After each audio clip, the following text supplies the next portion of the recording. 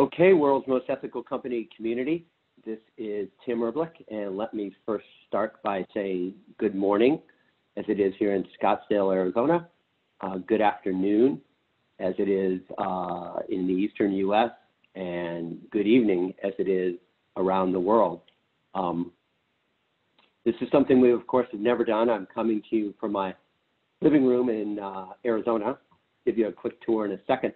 But I want to welcome you all to the 2020 sort of virtual World's Most Ethical Company conversation.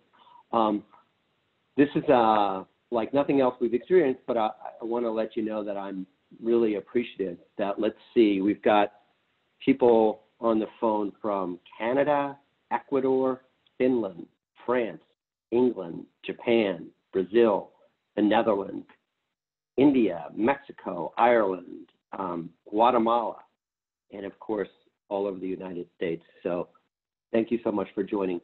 The spirit of today's conversation is to share a little bit about some of the amazing things we think you're doing and tell you a little bit of insights about the community. And we intentionally use the word community, I think, as you know, and hopefully leave you with a couple ideas, things that you can take back to your companies, to your sort of stakeholders, that can be helpful for you. A couple of things about my living room. First off, this is one of my favorite photos. This is Bobby Kennedy campaigning in Harlem. And this is Joni Mitchell looking out of her window in 1970 in Laurel Canyon in the house she shared with Graham Nash, where the song Our House was written. So this was a gift from a friend to me, and it's really neat to have Our House in my house. So a little bit about your surroundings here. And if you hear barking, that is, of course, my dog, knowing that I'm on a conference call / webcast. So I think today's conversation is going to be about 15 minutes. We are intentionally recording it. If you'd like to share with your colleagues, of course, the recording will be made available to you. We also, again, have some slides that we hope are informative and helpful for you. So here we go. 2020 World's Most Ethical Companies. I'm going to tell you a little bit about the community. And as I start, the agenda for today, in addition to the community, is ethical leadership is obviously more important now more than ever. And we're going to give you a little bit of a look ahead into the future. So that's the agenda for today. Again, about 15 minutes. So usually we are gearing up for photo day at evening at Cipriani's, and Cipriani's has those very famous Bellinis. I'd like to ask my colleague for over more than 10 years, Clea Nabozny. Hi, Clea. On behalf of the 2020 World Good morning, everybody. Companies, I would like to have a toast. So congratulations, everyone. I do want to let you know it's 10 in the morning in Arizona, and that's actually pineapple juice. So the Bellinis are more delicious, but I just wanted to take a moment and recognize your incredible achievements for being recognized as the world's most ethical company. So congratulations. And this is a Phoenix-based company, actually, onsemi, who they bring their leadership in their board. And speaking of leaders, I looked at the group of folks that are on the phone, and many have been with us many times. It's always really humbling to me the type of leaders we get that want to engage you. And to me, why this is so important now more than ever is these leaders realize that as companies with operations sometimes in 100 countries, operating with the rule of law and believing in fair play, and more stepping up for societal leadership on some of our most challenging issues, including what we're facing today. And so I just wanted to sort of bring forth, some of the folks that we've had to connect with you. And again, thank you for what you do. I think many of you know we really don't pay for speakers. These folks want to be with you. And again, that's very humbling. I'll share with you a couple of our highlights from the more than a decade of doing this. So those of you may remember we had Secretary Albright as one of our first speakers. And the backstory is her team said, hey, she's on a tight schedule, not a lot of photos, don't ask for pictures from your audience with her. so on and so forth. We want to keep it very, very tight. And if you also remember, we had Second City perform that night, and Second City, of course, does improv. Part of what the improv they do is they ask for volunteers. So remembering that Secretary Albright's people had said, hey, sort of, let's be very judicious with the asks of Secretary Albright.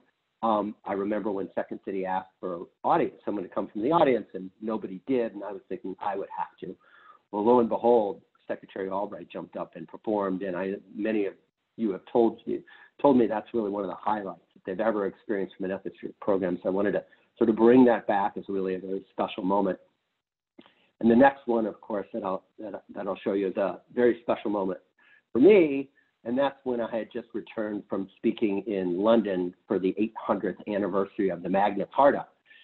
And I had relied on my then third grade age daughter, Violet, to share a bit of what the Magna Carta was. And this is Violet now, as a high school freshman, like many of your kids. She's being homeschooled for the rest of the year. But this was really a beautiful moment for me. And of course, the reception from the community was really inspiring. So thank you for that. And now I'm going to talk to you a little bit about the 2020 amazing brands from around the world. I'll get to some of the demographics in a second. And also in this set of slides, I can point out where you can see the full list. But anyway, this is really impressive, and congratulations. So about this year's community, 132 companies. I think everybody knows we do it by industry. 51 industries, representing 21 countries. This is pretty fascinating. More than 6 million employees, over $2.5 trillion in annual revenue, and almost $8 trillion in market cap. So really an impressive set of statistics. But again, as I think about the impact you're able to have around the world, it's especially powerful. And this is the list of sort of companies that are honored by year. Really encouraging is 14 first-time honorees. I know the application process is more than 100 pages right now. It's really a challenge. So it's really impressive. We've got 14 new honorees. I'll call out one right now and say thanks to General Motors for the work you're doing, building respirators. There's another honoree in there that was in the paper today, Henry Schein, and they're working on a testing kit that doesn't require swabs. And, as we thought about this, it's just incredibly inspiring and not surprising in the slightest. Many, many, many acts of kindness and service from world's most ethical companies. So, and of course, we've got the 14-time honorees, which there are 7, which is really impressive. So, a collective from everybody at Ethisphere. We know how hard this process is. We know how important it is. So congratulations really to all the honorees. So I thought I'd share what we see are the ways companies are stepping up at this moment in time. One, we're seeing what we're calling radical transparency. We're seeing communications from CEOs in their living rooms, in their backyards, from wherever they are, and they're frequent, and they're straightforward, and they may change, but they're as authentic as you could possibly sort of ask for. So that's one of the things we're seeing from companies, recognized by us and really around the world. And we certainly encourage you to keep that up. Other things we're seeing include, as I mentioned before, General Motors and Henry Schein. We're seeing so many examples of companies in the pharma space and in the manufacturing space, leveraging their product and technology manufacturing expertise for the greater good. And that's profoundly important and, again, not surprising. And we're going to continue to sort of try to capture, ways that we think companies are really doing special things. The community support is really phenomenal, not surprising. What's interesting is we're seeing it led by the CSR ethics and to some extent teams focused on ESG or ESG. So really interesting and really, really, really encouraging there. What else are we seeing? Incredible contributions to the healthcare community. And, certainly many words of thanks and acknowledgement to the many companies recognized by Ethisphere, they're in the healthcare system, but we're seeing as almost all companies, from donating masks to donating technology to really doing everything they can to boost the healthcare system. And this is the thing that's not at all surprising. We're seeing world's most ethical companies really take the long view. We're seeing people backstop employees. We're seeing people backstop vendors. We're seeing people working on, the value chain and trying to sort of bring expertise and support to them. And we're really seeing tremendous support of the whole stakeholder community. So again, our commitment to you all is to share what other companies are doing. So many of you have shared with us what you're doing. Keep that up. And again, thank you for the ways you're stepping up.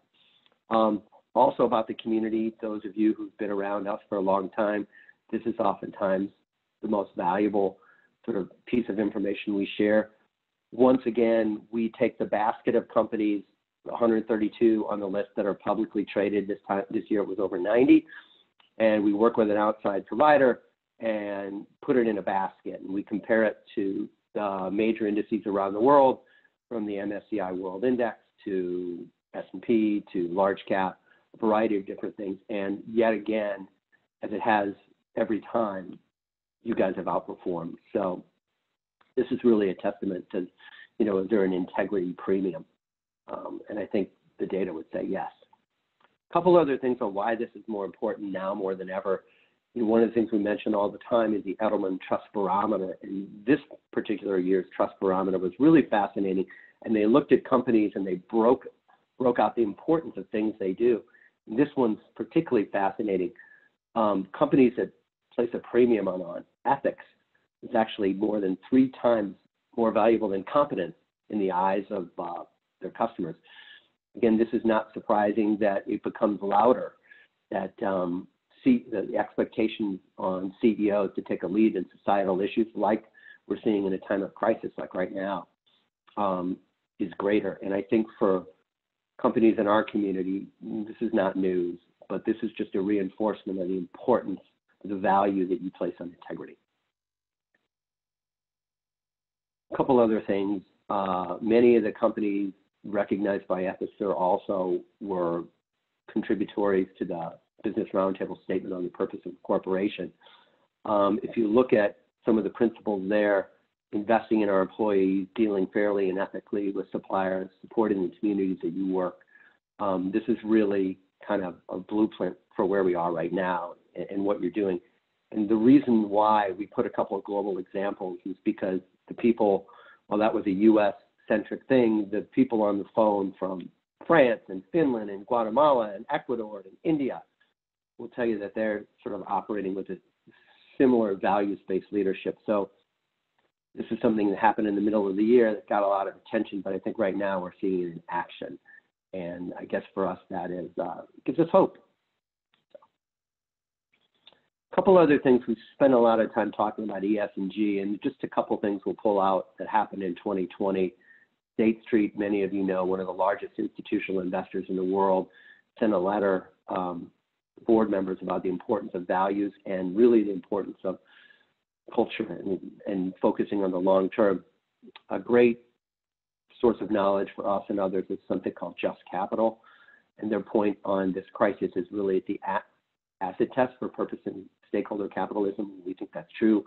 We're seeing it every day. And Larry Fink and BlackRock, again, has really been loud about the importance of purpose. And again, when you come to times like this,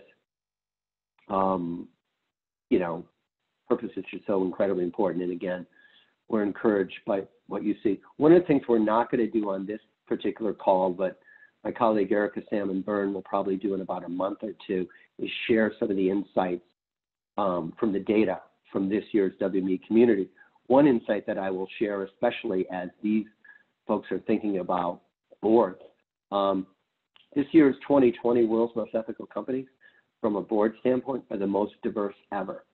So I think you more than nearly double the S&P 500 in terms of board diversity. So, and then go back to the stock performance. And again, does a more diverse environment outperform? I think you guys proved that it does. Congratulations for that. So just kind of moving forward, a couple other things to think about, especially in this time. You know, we've got some great research and partnership really driven by Voya Financial on the power of the world's most ethical company brand in terms of consumers. I mean, we're going to also be sharing some webcasts. Clea will lead throughout the year on some of the research about kind of the value of sort of the world's most ethical employer in terms of your customers and your employees and your stakeholders. But it's suffice it to say, as this chart will tell you, it's super valuable. So, you know, our commitment to you is to continue to share insights that are helpful. And again, thank you for what you've done. And as I sort of wrap up, let me just tell you what's next. We're working on a 2020 gala. I think many of you know this year we announced an alliance with Make-A-Wish. We also announced an alliance with Disability In. And Make-A-Wish is going to be at our 2020 gala. Right now we're targeting October 2020. It wouldn't surprise me if we actually didn't do it in New York City. Of course, we're with New York City and the rest of the world right now, and you know, we're concerned in trying to, you know, stay abreast and do everything we can. But it wouldn't surprise me if we did it at a different venue than New York just this year. And Make-A-Wish will be there, and we hope to, you know, partner with them to help you get more engaged and more inspired. So with that, as this is my first time doing this in my living room, I was supposed to ask if anybody had any questions or comments in the beginning. I forgot to do that. So I think what I'll do is, we've gotten a few questions over the last week or so. Is there going to be a gala in 2020? We hope so. And we're going to do our best to combine it with the Global Ethics Summit, as we've done for more than a decade. Again, we're not sure if it's going to be New York. We do hope within the next week to have that out to you. We understand this is a fluid situation, and we appreciate your understanding.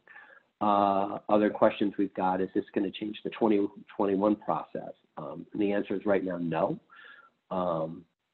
And then really, that's about it. I mean, those are the main questions I've got so far. We're going to give you the slides. I hope there's a couple things that are useful. Please continue to share with us really the beautiful and amazing things you're doing. If there's things Ethisphere can do for you,